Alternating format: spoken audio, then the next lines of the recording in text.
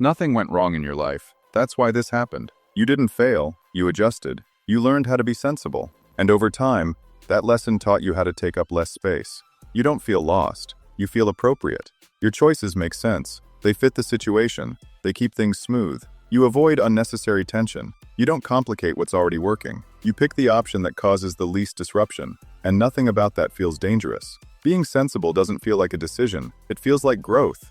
So you refine yourself. You edit your reactions. You sand down impulses that don't belong anymore. And slowly, without any single moment you could point to, your life gets quieter, not calmer, smaller.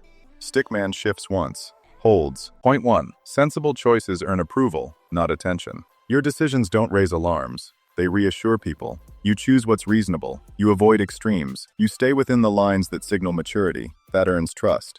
The cost hides inside that trust. When your choices are always sensible, they stop being questioned. No one asks what you wanted. They assume you already filtered it out. The loop sustains itself because approval arrives without friction. You're seen as dependable, solid, safe. And once that becomes how you're known, stepping outside it feels like creating a problem. Stickman nods slightly, stays still. Point 2. Sensibility trains you to reduce, not expand. You don't remove things from your life because they're wrong. You remove them because they're inefficient, too time-consuming, too demanding, too hard to justify.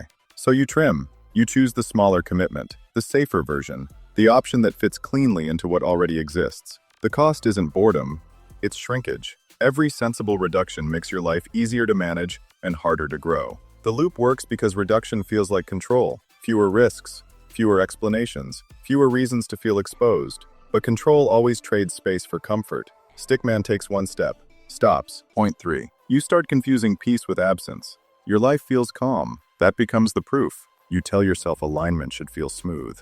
That if something creates friction, it must be wrong. So when desire shows up loudly, you mistrust it.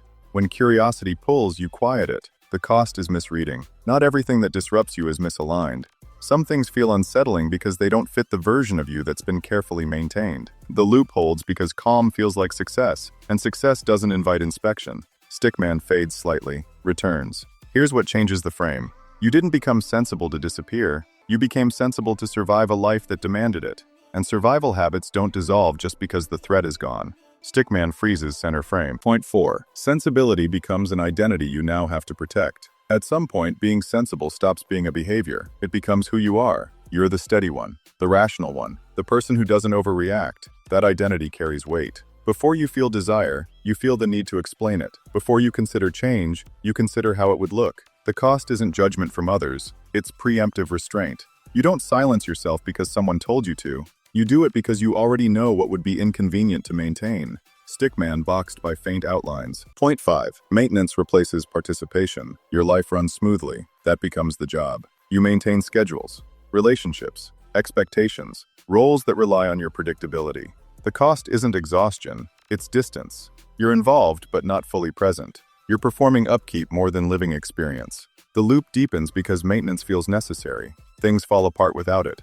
And once you're responsible for keeping things intact, stepping back feels reckless. So you stay inside the structure you're maintaining. Stickman adjusts something invisible. Stops. Point 6. Sensibility teaches you what not to want. Over time, you stop desiring things that don't fit your life. Not because you outgrew them, because wanting them became impractical. You adjust your expectations. You redefine satisfaction. You tell yourself you don't need much. The cost is quiet erasure. You don't miss what you stopped naming. You don't feel lost because the language for it slowly disappeared. The loop completes when smaller feels sufficient.